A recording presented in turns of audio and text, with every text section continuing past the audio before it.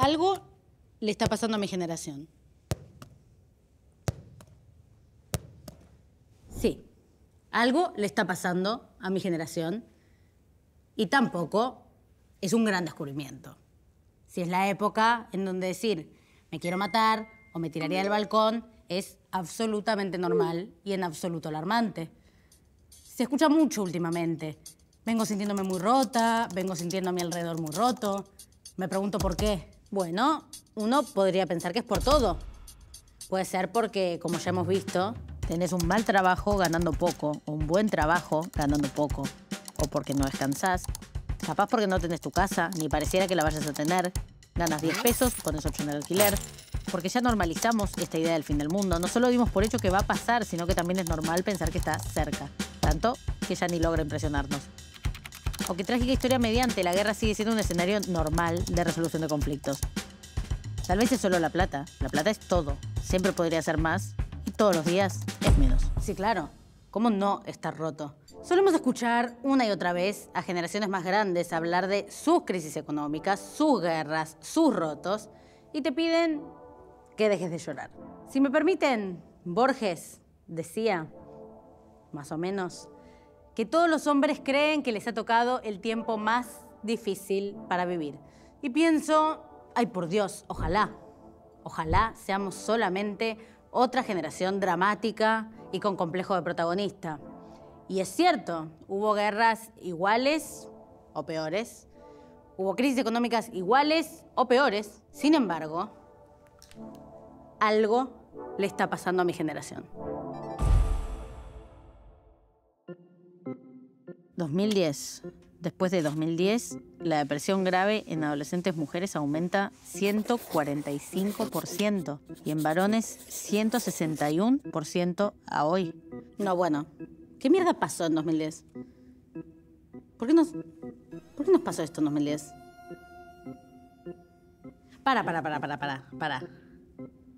Capaz no estamos peor. Si estos datos son por cómo se declaran a sí mismos estos pibes, solamente se volvió más liviano y normal escuchar estos pesares. Si los datos son por la autopercepción de los jóvenes, capaz lo que cambió no son los trastornos propiamente dichos, sino la capacidad de percibirlos. Ansiedad, depresión, palabras que circulan.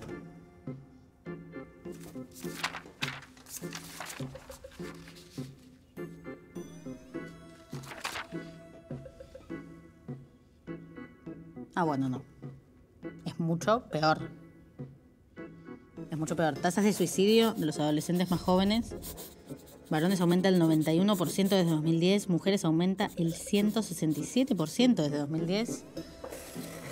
Visitas a los servicios de urgencia por autolesiones. Mujeres aumenta 188% desde 2010. Varones aumenta el 50% desde 2010. No, bueno, o sea, no solo declaran que se sienten peor, se sienten peor. Autoinformes, informes, concluyen, algo nos está pasando. Y es nuevo, es distinto. No, ya no importa si es más grave, se siente a todas luces más grave. Y pasa en el mismo momento. Se van toda la mierda en el 2010. ¿Qué pasó en 2010? ¿Qué pasó en 2010? Google, ¿qué carajo pasó en 2010? En 2010 fue el rescate de los 33 mineros de Chile, Lady Gaga lució un vestido de carne, salió el primer iPhone con cámara frontal, apareció el like de Facebook, se pusieron de moda los flash mobs, se sancionó el matrimonio igualitario en Argentina, el Pulpo Paul predijo el mundial, se formó One Direction, vimos el final de Lost. Para, anda para atrás. ¿Ahí? No, ahí no, más atrás. ¡Ahí!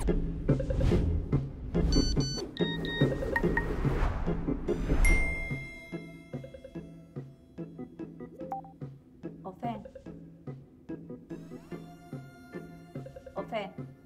Ah. Ofe, ¿seguimos? Ah. Sí.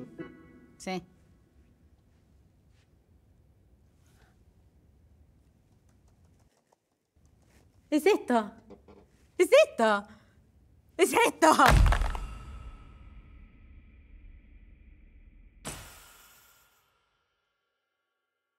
En 2010 arranca para solo crecer y crecer nuestra otra vida en la propia vida. Las redes sociales. El teléfono pasa a ser el celular y nosotros pasamos a ser yo y el otro yo. En este momento yo estoy recitando el guión que para lograr concentrarme y escribir era condición encontrar nuevos escondites para mi teléfono cada día. Siento que siempre me puedo estar perdiendo algo y que si digo ya fue y me lo pierdo, en realidad la que se perdió fui yo, que dejó de existir. Y se volvió tan importante existir ahí, en esa nube de actualidad y más actualidad, novedad y novedad y novedad, que nos dejó de llamar la atención haber dejado un poco de existir en el presente. Estar conectado es existir, más conectado más existo y es posible hiperconectarnos para no estar juntos jamás.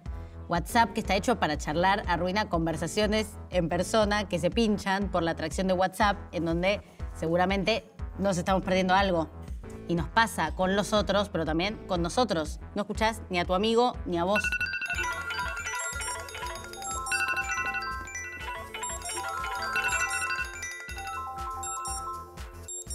Se atrofia la presencia. Hay aplicaciones hasta para tomar agua porque la gente perdió la capacidad de sentir su propia sed. O sea, hay un vicio nuevo, raro, normal y universal. Bueno, como podríamos decir que este lo fue. Obvio hay diferencias con las grandes tabacaleras del siglo pasado y las redes sociales del hoy, en donde los adultos buscan amor, trasplantes, amigos, información, básicamente facilitan la vida de mil maneras. La mayoría yo creo que te diría que estaría encantada de vivir en un mundo sin tabaco. Con las redes sociales es más complejo. El punto es que esta imagen fue tan normal como lo soy esta otra. Sí, la comparación es culturalmente medio intensa, pero científicamente es escuchable. Cuando usamos redes sociales, no solo miramos una pantalla. Estamos activando una y otra vez la vía de recompensa de nuestro cerebro. El mismo circuito que responde a la nicotina o al juego compulsivo. Cada notificación, cada video sugerido dispara liberaciones de dopamina, el neurotransmisor del placer y la motivación. Con el tiempo, esta estimulación constante provoca cambios estructurales. Observamos una reducción de conectividad en la corteza prefrontal, el área que regula la atención, el autocontrol y la toma de decisiones. El resultado, menor capacidad para concentrarnos, planificar y resistir impulsos. Pero vos sos neurocientífico. No entiendo la pregunta que estás haciendo, si es una pregunta o una afirmación. Literal, o sea, si sos neurocientífico, si estudiaste No entiendo la pregunta que estás haciendo. en una universidad, No entiendo a qué te referís. fuiste neurocientífico gracias... No entiendo lo que estás diciendo. tenés información, Disculpame, formación... ¿me dejás solo, por favor? Que pues... ¿Me podés dejar solo, por favor? Sí. Las cosas que están buenas acá adentro, ¿hace falta que sean tan adictivas? Hace poco, en un documental, escuchaba al CEO de una de estas aplicaciones, arrepentido de su propia bomba atómica, diciendo que una cosa es la herramienta, como si fuese una bicicleta, que está ahí, te espera a que la necesites, a que tenga sentido su función, y si no, dentro de todo bien. Sirven las bicicletas, sirven los celulares, pero por algo nadie dice de las bicicletas que están enfermando a sus hijos. Ay, las bicicletas están manipulando elecciones. No está esa campaña sobre las bicicletas. En cambio, el celular... no te espera, te demanda, te seduce, te grita en silencio. ¿Por qué abrimos tanto el celular? ¿Por qué lo miramos tanto más de lo que realmente lo necesitamos? Le dijimos tabaco, le dijimos droga y ahora le vamos a decir casino. Porque está diseñado como la máquina tragamonedas. Sabemos que muy cada tanto te sale jackpot. Pero cada vez que jugás tenés como un goce, una adrenalina de que por ahí justo se te da. Capaz justo un mensaje está bueno, te engancha, te cambia.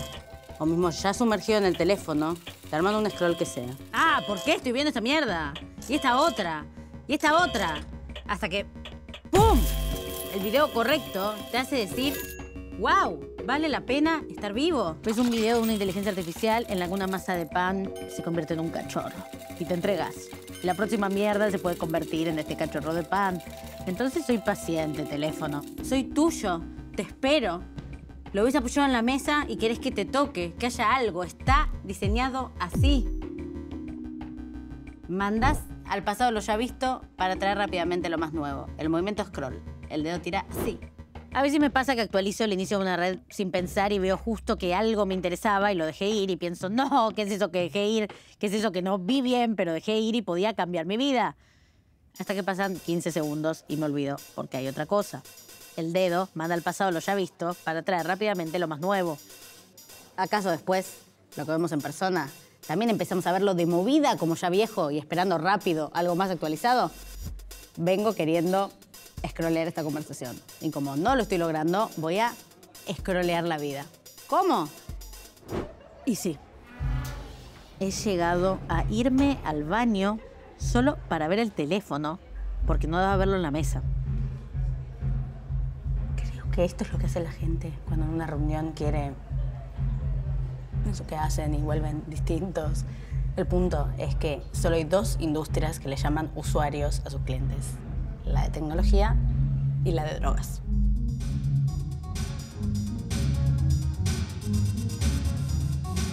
¿Cómo se mide el tiempo?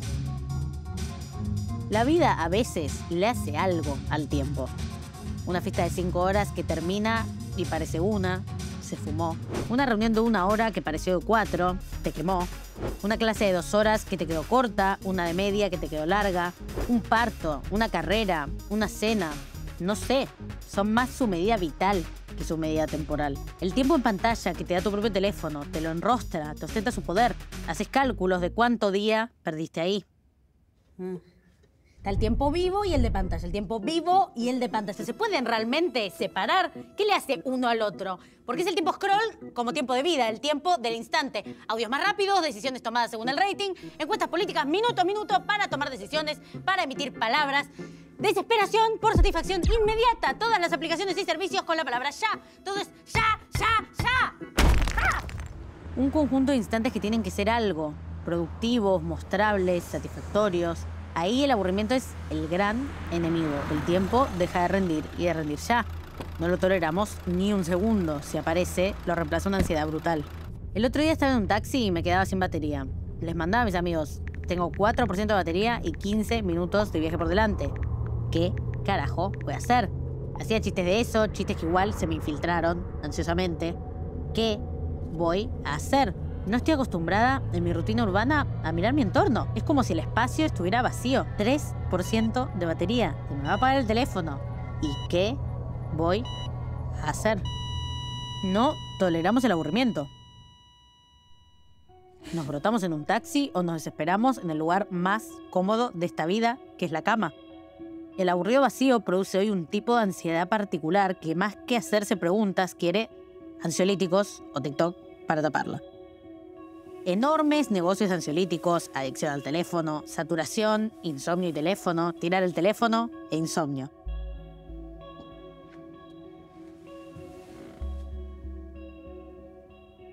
Humanos extenuados, quemados, ansiosos, medicados, pero nunca, nunca, nunca aburridos.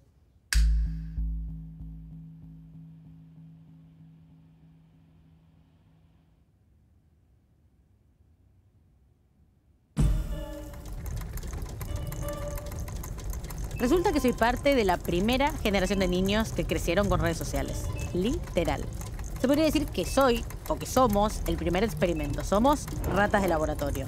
Bueno, es que si soy la rata del laboratorio que busca, no sé, la cura contra el cáncer, es una cosa, me la puedo bancar. Pero acá fuimos las ratas de compañías que quieren aprender cómo ganar la mayor cantidad de guita posible poniéndonos publicidades en internet. La verdad que no da, que es un montón. Y digo 2000 y no digo 1994. ¿Por qué tan específico? Porque estamos hablando de smartphones, no de teléfonos. No es lo mismo tener a los 12 años un teléfono que tener esta otra cosa. Y les juro que se nota la diferencia, ¿no les parece? Y digo redes sociales, no digo internet, porque cuando uno ve los datos de depresión y brotes después del boom de las computadoras, no pasa nada. Después de 2010, después del boom de las redes sociales, todas las curvas de trastornos en este mundo subieron como en una montaña rusa para nunca aterrizar de vuelta. Las curvas de informes sobre juventud y soledad y depresión de todos los países suben a la vez. Países en crisis, países estables, países con buenos colegios, con malos colegios, con desempleo, con trabajo, países muy distintos, países todos distintos, y aún así algo parece haberles pasado en todo el mundo a los jóvenes. Qué casualidad. ¿Cuándo habrá sido, me pregunto? ¿En 2010? de vuelta en 2010. Porque siempre 2010. ¿Por qué 2010? Siempre 2010. Para. ¿Eso yo ya lo sabía? Sí. Porque justo antes Facebook inventa una cosa muy loca que se llamó y llamará al día de hoy like. Me gusta, like. Y está cruzando variables asesinas. Porque en 2010 también sale el iPhone 4 y sale con una cámara frontal, una selfie, tuki, acá, directamente en el bolsillo. Entonces la vida se convierte en like, selfie, juntas, siempre selfie, like, selfie.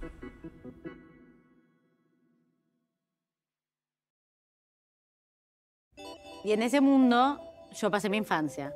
Voy a hablar de mí porque soy la persona que tengo más a mano.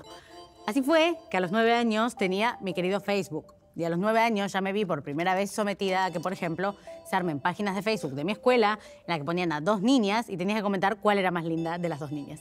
Cientos de comentarios que podían o no decir mi nombre y eso obviamente me enloquecía. Del 1 al 10, ¿cuánto le das a Ofelia? Comentarios, 8. Festejo, sí, 1. ¿Me deprimo? No. ¿Cuántos likes a cada cosa? Un cálculo enfermizo y muy pequeña. Pero una crece y lógicamente piensa, en internet hay muchas, pero muchas cosas que no debería ver un niño. Aunque, por ejemplo, estas redes sociales se ven solo para mayores de 18 años. ¿Cómo sos mayor de 18 años en internet? Simplemente cliqueando que sos mayor de 18 años o teniendo una realmente mínima habilidad matemática para descifrar en qué año deberías haber nacido. Yo le dije a Facebook que había nacido en 1990 y así fue como se me abrió el mundo de una persona de 20 años teniendo solo 9. Y así como tenía 9, pero 20, yo era una persona, pero también era mi perfil. Configuración, administrar tu perfil. Yo gestiono mi yo cibernético. Soy mi propio Tamagotchi, pero inmortal. Cuanto más te consume este otro plano, me pregunto si vivimos nuestra vida o de repente tenemos nuestra vida a cargo. Aprendimos una nueva teoría de la intimidad. Vayámonos a la loma del orto. En los cuentos de piratas y aventureros siempre hay un tesoro. El tesoro está enterrado en lo más profundo. Tienen que buscar una X en la arena y ponerse a cavar. Porque el tesoro está invisible. Cuidado. Así también, lo más valioso de nuestras experiencias y emociones se guardaba en diarios íntimos, con candado, bajo llave, ¿sí? Bueno, ahora, por el contrario, nos gobierna una pulsión desesperada por exponer la propia vida, la intimidad como espectáculo, exhibir la propia vida porque solo así se vuelve verdad. La verdad. ¿Qué tema? Así como en un momento reemplazamos el valor tangible del oro. El oro es una cosa que vale por sí misma y la reemplazamos por un papel, por un billete que elegimos acordar que es verdad. Papel que sin ese acuerdo no vale nada. Y así como el papel se llevó el valor del oro, las redes sociales se llevan nuestra verdad y la reemplazan por otra. Conocemos a alguien y cuando lo buscamos en redes podemos confirmar que ahora lo conocemos de verdad. Ahora existe. En este entramado de dobles personalidades y métricas de validación social nos tocó crecer. ¿Cómo es que pasó?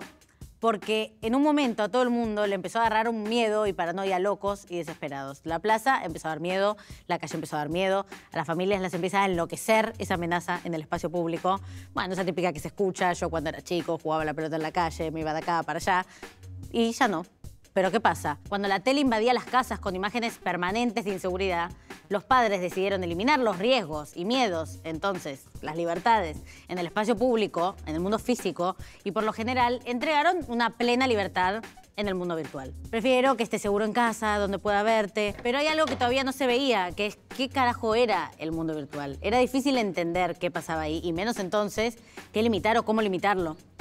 Uno de los mayores miedos de muchos padres es que sus hijos caigan en manos de un depredador sexual y hoy la gran mayoría de los delincuentes sexuales a los niños los van a buscar en internet, no a una plaza. Nos sobreprotegieron en el mundo físico, pero nos infraprotegieron en el mundo digital. Y lo hicieron con todo el amor del mundo, no es un reclamo.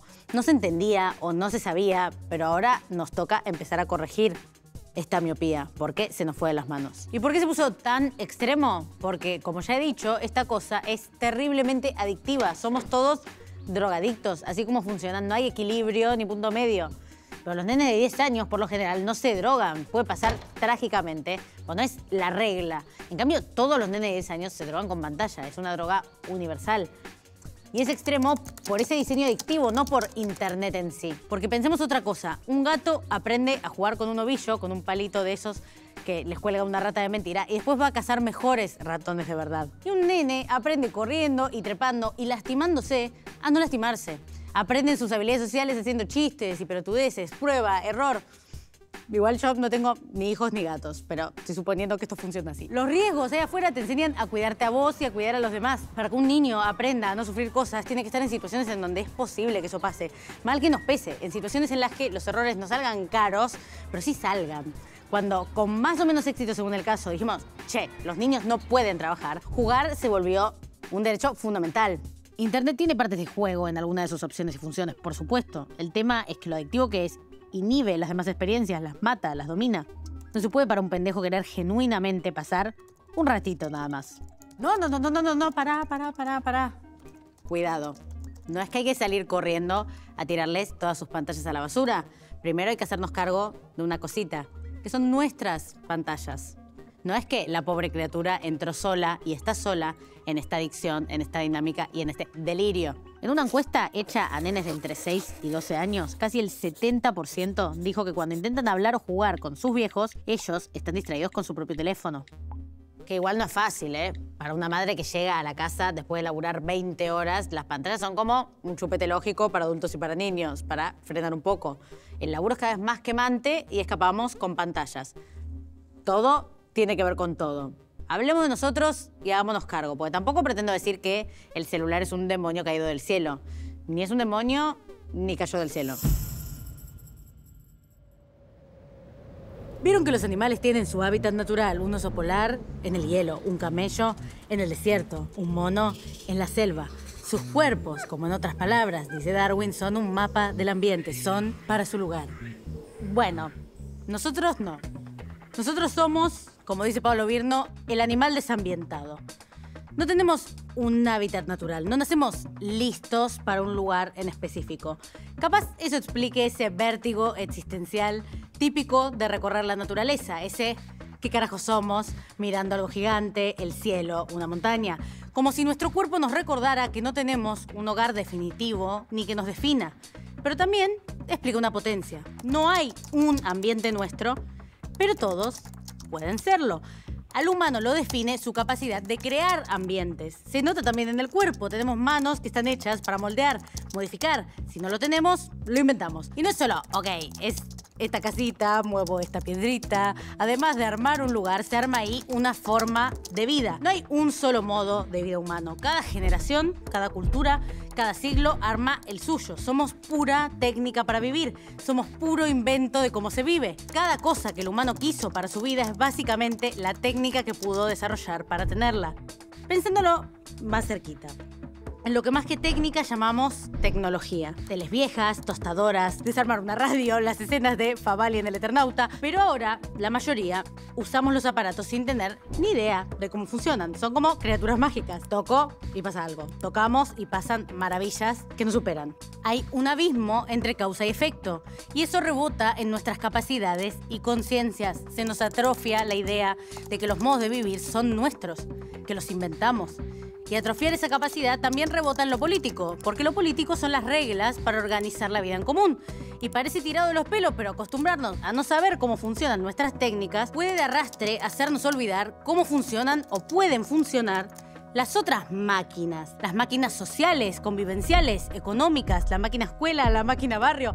Dejamos de tener presente que podemos intervenir las técnicas de vida en cualquier plano. La realidad se vuelve obvia, objetiva, inmutable. Un paisaje. El orden de las cosas no es un orden, sino el orden. En vez de ser una técnica de orden, una técnica de vida. Entonces todo lo que nos pasa, incluso cuando duele, se siente inevitable. En vez de mirarnos las manos y pensar cómo cambiarlo, pensamos cómo cada uno puede hacer su propia adaptación. Cada uno arreglársela solo con lo que hay, quedando hechos pelota en el intento. El modo de vivir actual, el que sea, con adicciones, ansiedades, algoritmos o soledades, nos parece una especie de clima natural, como si siempre hubiera sido así. Y no, no es así. Se hizo así. Y eso importa, porque si se hizo se puede rehacer, repensar y rediseñar. Hablemos de la esperanza. ¿De dónde viene la esperanza? Spinoza le llama pasión triste, porque no te hace más potente, sino que afirma tu impotencia. Es decir, puede todo estar mejor, pero por una fuerza o causa externa, no por vos. Pero bueno, aún así, dan ganas de sentirla. Hoy día no pasa seguido, pero antes sí. La esperanza era la reina en tiempos de la historia. Parece abstracto, pero hagámoslo concreto. Cuando la nueva gran técnica de la humanidad fue la lectoescritura, ¡wow! Podemos leer y podemos escribir. Cuando la sociedad hacía eso, y lo hacía mucho, este rebote de la técnica que nombraba antes, hacía que veamos el mundo de forma lineal, secuencial, progresiva. Y en esa línea las cosas llegarán. Los grandes finales. Hay que esperar, tengamos esperanza. El pasado con sus lecciones que nos constituyen y las imágenes de futuro que nos sostienen. Mismo, la ciencia ficción hacía futurismos. Imaginaba cosas que después vimos pasar. Inventos, tecnologías, escenarios. El humano crea la técnica, leer y escribir, y crea con ella una forma de vivir y ver la vida. ¿Qué nos pasa hoy con nuestra técnica? Ahora las cosas están pasando. Tanto que en realidad constantemente ya pasaron. Ya están viejas. Todo pasa y nada pasa. Nuestra ciencia ficción también lo refleja. Ya no están de moda los futurismos, sino los metaversos. Esas otras cosas que pasan al mismo tiempo, pero en otro lugar. Cuando la técnica es esta vida digital de simultaneidad, instantes sobre estímulos, abdica la reina esperanza y asume la reina ansiedad. La ansiedad es la protagonista de nuestra vida y nuestro tiempo como reflejo de las técnicas que nos dimos. La ansiedad muestra la necesidad de actualización, de actualidad, no de presente. No es pasado, ni presente, ni futuro. Es ni siquiera llegar a entender y estar al día con qué carajo es el presente. La ansiedad somos humanos cuyo deseo es que algo pase y que pase ya. La ansiedad es la reducción del deseo a un tic o a un clic. Por cierto, ¿acaso el gatillo de arma de fuego sea el primer clic de la historia? Una definición interesante de la ansiedad se encuentra pensando en la definición del miedo. El miedo es una respuesta emocional a una amenaza concreta y es útil a pesar de cómo se siente. Como un animal, una boa, una gran boa o un dromedario, que lo usa para escaparse de un depredador o defenderse. Y nosotros también. El miedo finalmente activa la protección que nos permite salir de una situación de peligro. Lo fuerte es que la ansiedad se hace del mismo sistema de alertas, pero como si lo tuvieras prendido siempre, haya o no motivos. Como si la alarma de incendio sonara cuando prendes una vela, o incluso por tener una vela sin prenderla. No hay nada en lo concreto, pero sentís que sí, todo el tiempo. Entonces ya de entrada que los peligros físicos se trasladen a un estado de alerta permanente. Es bastante jodido de vivir, Ofe. Es jodido. Pero la muerte física no es la única preocupación que nos sujeta a la cabeza. Estamos profundamente condicionados por el miedo a la muerte social. Entonces, las excusas que encontramos para sentir peligro en la socialización contemporánea son infinitas. El sistema interno de ansiedad puede jamás tomarse un descanso. Siempre se puede meter por la ventana una nueva razón, un nuevo pensamiento, una nueva vergüenza, un nuevo flagelo que nos arruine la cabeza.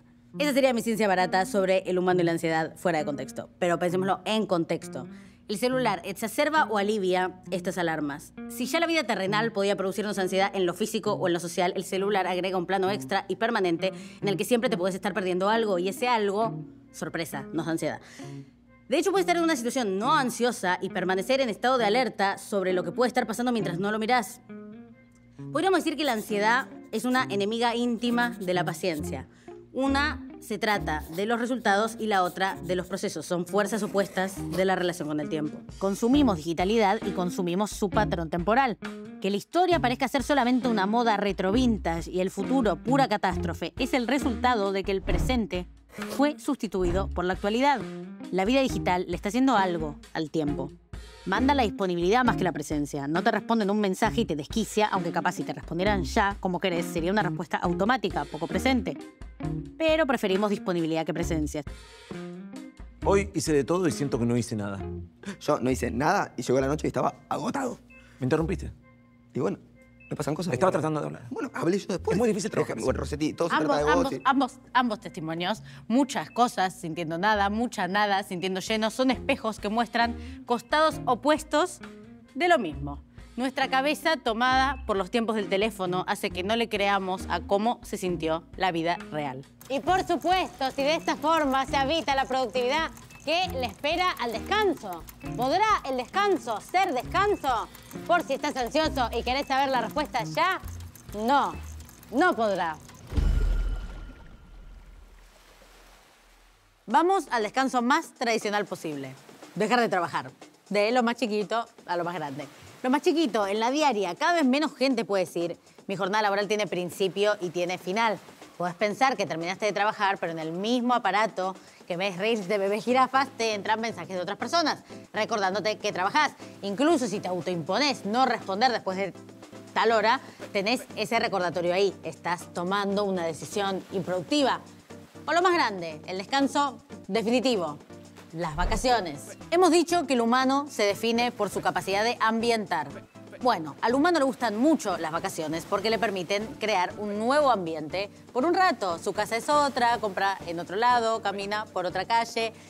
Pero ahora hay un pedazo de tu ambiente y tu rutina que va con vos a donde mierda vayas. El teléfono, otra vez.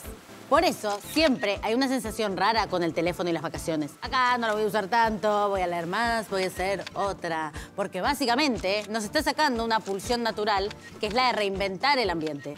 Y uno podría decir que el ambiente medio es otro, estás, no sé, en la playa, pero descansar no es percibir otras cosas, es más percibir de otro modo, incluso tal vez esas mismas cosas. Puedes estar en el ambiente más estimulante del mundo y que te sigan llegando mensajes de laburo, te sigan perturbando cuerpos de otras personas, o comentarios, o mensajes, o mismo las redes sociales le agregan una variable productiva a tu descanso. Una hamaca paraguaya con un libro, un encuentro amistoso. Fíjense qué bien descanso, qué bien aprovecho el tiempo, qué bien me relajo. Nos acostumbramos a mostrarlo en historias de Instagram y así la experiencia, el durante de las cosas, pasan de ser un simple mientras tanto para tener que concebirse siempre como resultado. Tal vez si tu descanso tiene que cumplir en la lógica del rendimiento, deja de ser descanso.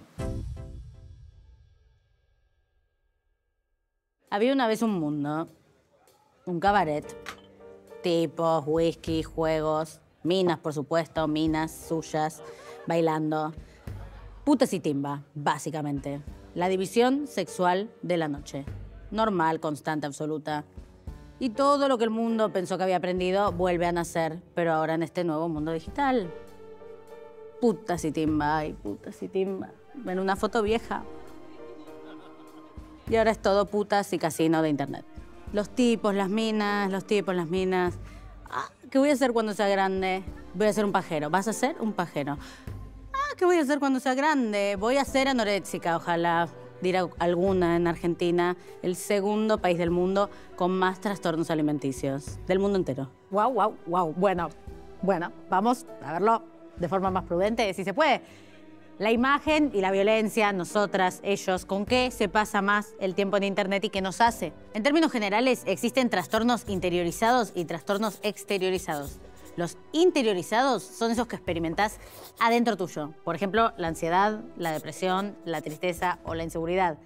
Los exteriorizados, mientras tanto, son de síntomas que se vuelcan para afuera, tipo la ira, la violencia o ponerte en riesgo. Históricamente, las mujeres sufren más trastornos interiorizados y los varones más exteriorizados. De todas formas, desde 2010, los interiorizados subieron para todos y para todas, pero en muchos casos se siguen dividiendo de esa forma, por lo general. ¿Cómo podemos encontrar esto online?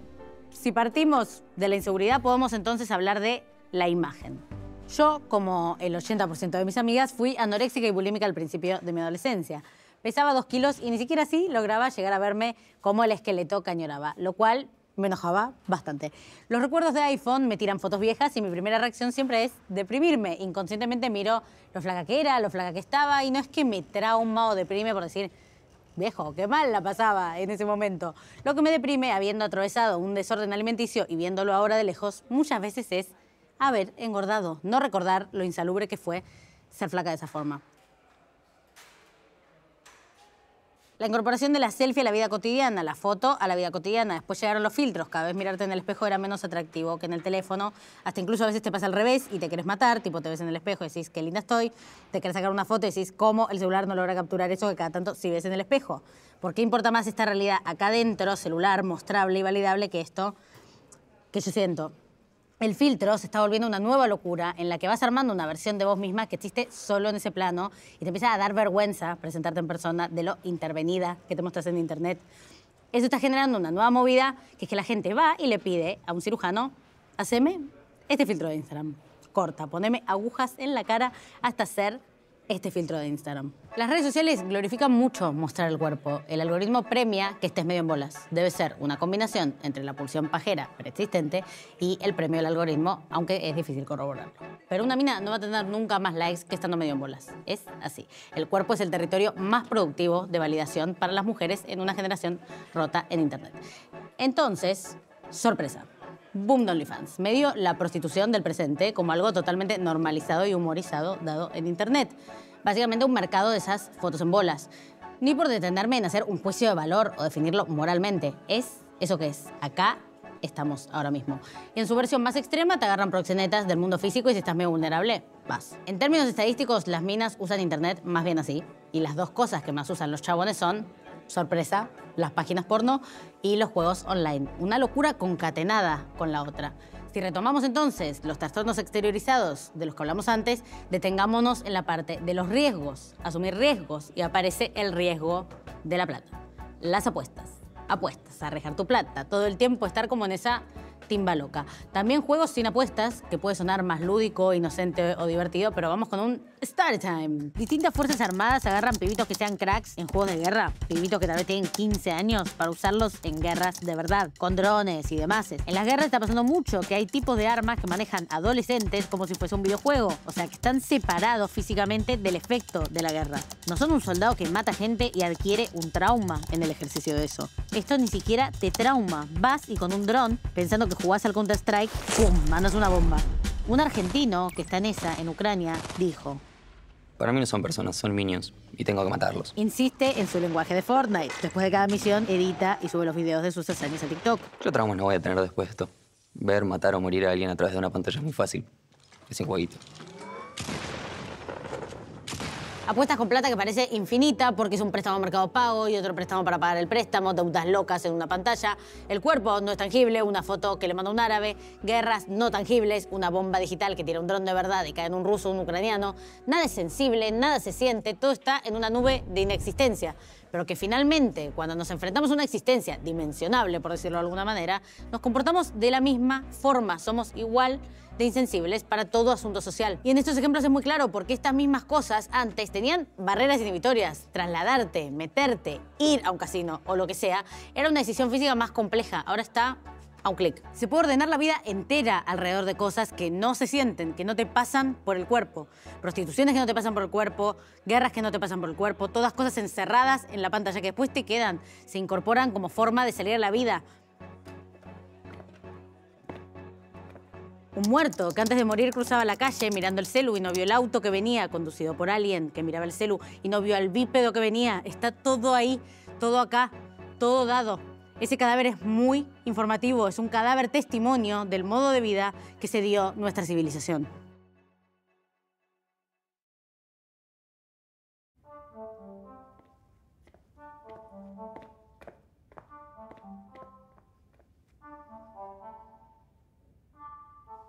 ¿Raúl?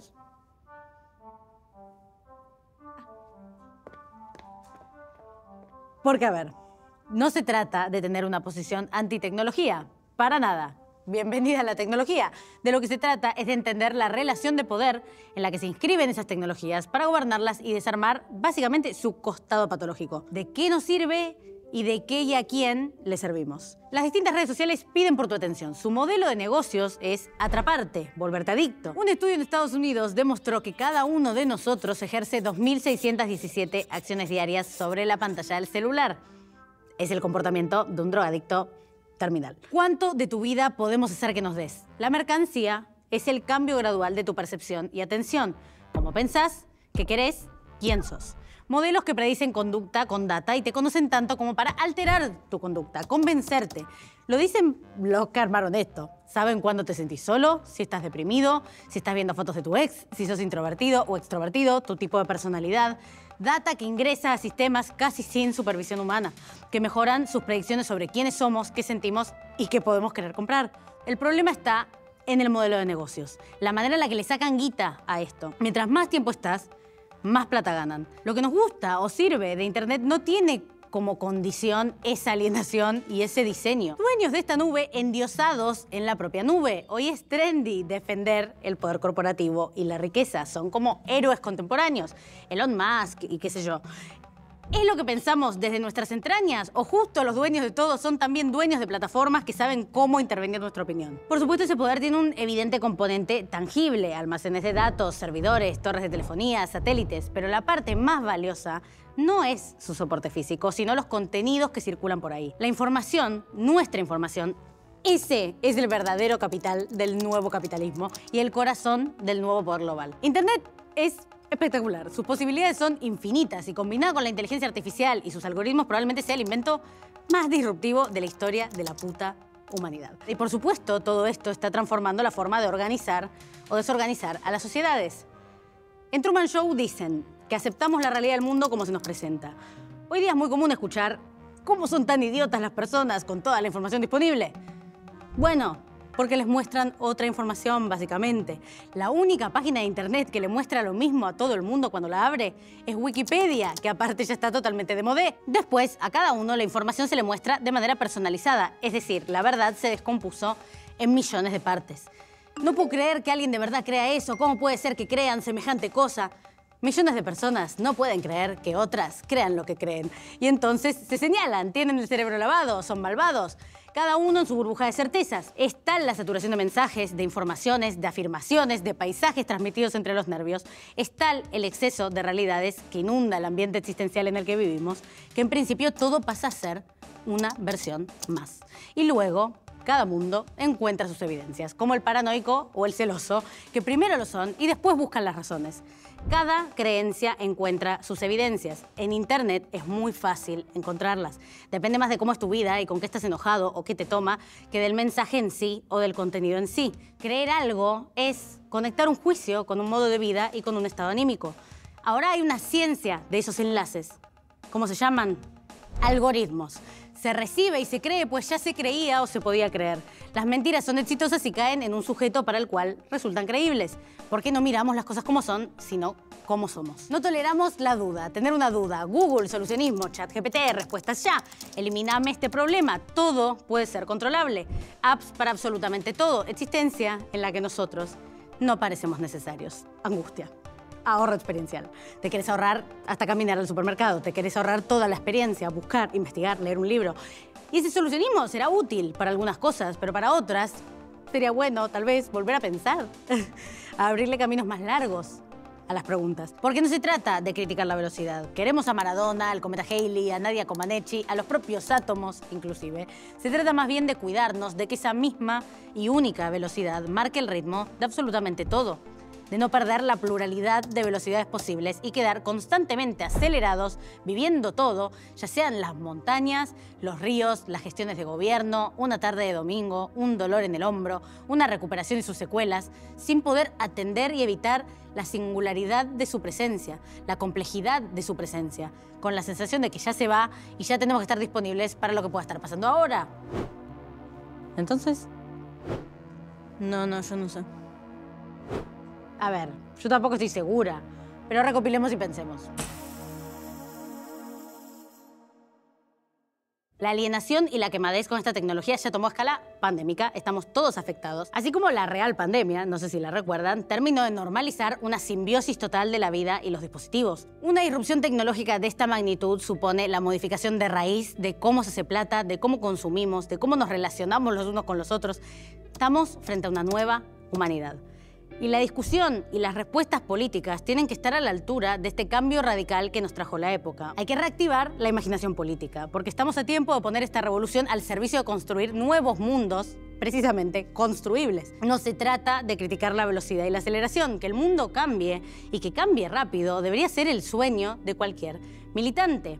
A cierta cosmovisión de mundo, esa vorágine solo le da miedo o ansiedad. Pero que el mundo cambie y que cambie rápido es una fantasía si se lo toma como una oportunidad. Problemas difíciles se ponen más cerca. No tengamos miedo, elijamos para dónde cambia. Somos básicamente la humanidad que creó estas cosas y nos asustan y nos superan como si no tuviésemos, recordemos, capacidad para cambiarlas, para controlarlas, para bajar un poco esta espuma. Suena medio humanos versus máquinas, pero no a lo ludista, no para eliminar las máquinas, romper las máquinas, desconectarte por completo, sino que cuando se hable de esta revolución tecnológica, como se habla de la revolución industrial o de cualquier otra, poder ser la humanidad que aprovechó esto, no a la que pasaron por encima, a la humanidad arrasada por la tecnología. La humanidad que inventó la tecnología más importante hasta ahora y es suya. Vayamos por la autoestima de la humanidad. Pensemos algunas ideas. 1. La presencialidad y el presente son la trinchera inmediata para contener este desborde y desarmar esta alienación. Vamos a tener que pensar los estados, la política y la sociedad alrededor de las preguntas sobre cómo generamos descansos, presente y presencialidad. Tenemos que empezar a encontrar excusas para que la gente salga de la casa y se mire a los ojos con otra persona. Tenemos que ofrecer acceso igualitario a distraerte y salir un rato de esta nube y esta burbuja. Reponer el presente y la presencia. No importa dónde estés, de dónde vengas, si podés pagar o no por eso. Las ciudades tienen que ser tomadas por las experiencias que las encuentran y que forman comunidad. Las ciudades tienen que prepararse para producir esos momentos. Que puedas vivir y descansar sin tener que trabajar solo para sobrevivir. Que haya lugares y te quede tiempo para salir de tu neurosis, la física y la digital, y encontrarte cara a cara con otros. Por ejemplo, y en Argentina es una discusión muy contemporánea, la cultura o el deporte son en este contexto, más que nunca, políticas de orden sanitario. Festivales, recitales, olimpiadas, clubes, potreros, lo que sea. No se trata simplemente de una política cultural, de una política deportiva o de una política de espacios públicos. Son todas ellas una política de salud mental. Desde lo chiquito a lo grande, desde que puedas ir a un club a jugar al fútbol un rato, lo más barato posible, hasta que haya un festival de la puta madre, que toda la familia vaya junta a un lugar y una hija se encuentra con los amigos y se pierde por ahí, qué sé yo. Distender un poco la cosa en el camino. Esa es mi primera invitación. 2.